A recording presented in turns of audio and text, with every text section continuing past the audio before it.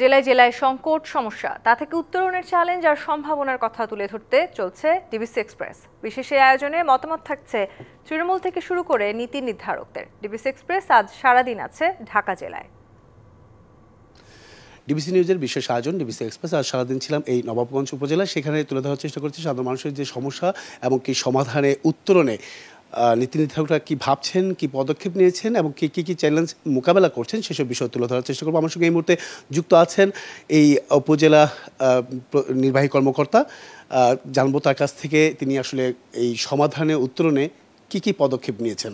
স্বাগত আপনাকে ডিবিসি এক্সপ্রেসের। শুরুতেই একটু জানতে চাই যে এখানে নাগরিকদের ব্যাপক সমস্যা রয়েছে জর্জরিত, বিশেষ করে ঢাকা 1 আসন হওয়ার পরেও তারা নাগরিক সুবিধা থেকে বঞ্চিত হচ্ছেন প্রায়শই বলতে হচ্ছে সব ক্ষেত্রেই।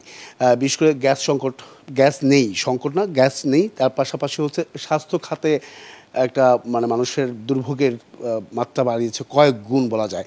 শুরুতে প্রশ্ন রাখতে চাই যে স্বাস্থ্য খাত নিয়ে আপনার কোনো পরিকল্পনা আছে কিনা, যেহেতু একটা স্বাস্থ্য কমপ্লেক্স আছে কিন্তু কোনো ধরনের সেবা পাচ্ছে না, চিকিৎসা সেবা পাচ্ছে না সে উন্নত মানের, সবসময় রোগীদেরকে আসলে ঢাকা রেফার করা হচ্ছে, সে বিষয়টা কি নজরদারিতে রেখেছেন কিনা বা উন্নত করার জন্য কোনো পরিকল্পনা করেছেন? আমরা কাজ করে যাচ্ছি।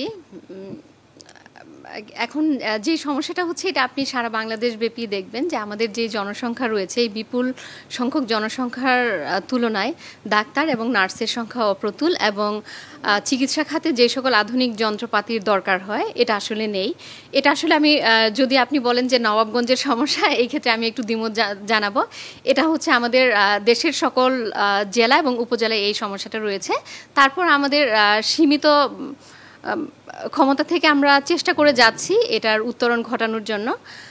আর অতীতের হয়তোবা রাজনীতিবিদরা যদি এদিকে একটু মনোযোগ দিতেন তাহলে হয়তোবা আমরা আরেকটু উন্নত সেবা পেতাম, কিন্তু রাতারাতি যে খুব বেশি কোনো কিছু উন্নতি হয়ে যাবে এটা মনে হয় আমরা আশা করতে পারি না। তারপরও আমরা এখান থেকে আমাদের উপজেলা পরিষদ থেকে স্বাস্থ্য কমপ্লেক্সে নানানভাবে সহায়তা করছি। একটা যে বিষয়টা তারা সবসময় দাবি করে আসছে যে 1 আসন হওয়ার পরেও ঢাকার এত সন্নিকটে কিন্তু তারপর তারা গ্যাস থেকে বঞ্চিত, সেটা নিয়ে রাতারাতি তো আর কিছু করা সম্ভব নয়। তারপরেও আপনারা এটা নিয়ে কোনো আলোচনা হয়েছে কিনা বা মতো সভা হয়েছে কিনা আপনাদের মধ্যে, সেই বিষয়টা যদি একটু জানাতেন।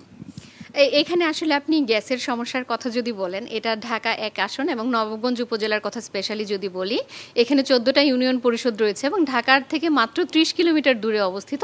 তারপরে এখানে কোনো পৌরসভা নেই, ফায়ার সার্ভিস স্টেশন নেই এবং এই 30 কিলোমিটার জায়গা আসতে ঢাকা থেকে 2 ঘন্টা লাগে, যেটা আসলে 30 কিলোমিটার 30 থেকে 40 মিনিটই পর্যাপ্ত ছিল। যাতায়াত অবস্থাও খারাপ এবং প্রত্যেকটি সেক্টরের কথাই যদি বলা হয় যে নবাবগঞ্জ ঢাকা জেলার তুলনায় বাকি যে 5টা উপজেলা রয়েছে তার তুলনায় পিছিয়ে আছে, দোহার এবং নবাবগঞ্জ বিশেষ করে। সেটা আসলে কী কারণে, এটা নিয়ে কোনো ধরনের আপনারা পদক্ষেপ নিয়েছেন কিনা যাতে আগানো যায়, এগিয়ে যায় নবাবগঞ্জ? কিছু কিছু বিষয় নিয়ে আমি পদক্ষেপ নিয়েছিলাম। আমি এখানে জয়েন করার পর যেটা দেখেছি যে এখানে জলাবদ্ধতার সমস্যাটা প্রবল রয়েছে, কিন্তু এখানে কোনো পৌরসভা না থাকায় আমরা এই বিষয়টা নিয়ে কাজ করতে পারছি না, কারণ এই বিষয়গুলো আসলে দেখভাল করার দায়িত্ব হচ্ছে পৌরসভার। আর এখানে যেটা মনে হয়েছে যে আগেও বলেছি যে এখানকার যে বর্ষিয়ান রাজনীতিবিদ যারা ছিলেন তাদের হয়তো বা কাজ করার একটু জায়গা ছিল, আন্তরিকতা দিয়ে কাজ করতে পারতেন। তো আশা করব ভবিষ্যতে যারা আসবে এই বিষয়টা ওনারা গুরুত্ব দিয়ে দেখবেন। আর আমরা আমাদের জায়গা থেকে পৌরসভা করার জন্য বা গ্যাসের সমস্যা সমাধান করার জন্য ঊর্ধ্বতন কর্তৃপক্ষের কাছে লিখেছি। আর গ্যাসের বিষয়টা সহসাই সমাধান হচ্ছে না, কারণ ঢাকা শহরেও যেই নতুন বিল্ডিংগুলো হচ্ছে সেইগুলোতে কিন্তু গ্যাসের সংযোগ দেওয়া যাচ্ছে না। সুতরাং এই ব্যাপারে আমি ততটা আশাবাদী নই যে সহসাই এখানে গ্যাসের লাইনটা আসবে। অসংখ্য ধন্যবাদ আপনাকে আমাদের সঙ্গে এতক্ষণ যুক্ত ছিলেন। পরবর্তীতে আগামীকাল থাকছে কেরানীগঞ্জ উপজেলা, সেখানে তুলে ধরার চেষ্টা করব সাধারণ মানুষের যে সমস্যা এবং কি সমাধানে উত্তরণে নীতি নির্ধারকরা কী বলছেন, কী পদক্ষেপ নিচ্ছেন সেসব বিষয়। সঙ্গে থাকুন ডিবিসি এক্সপ্রেসের।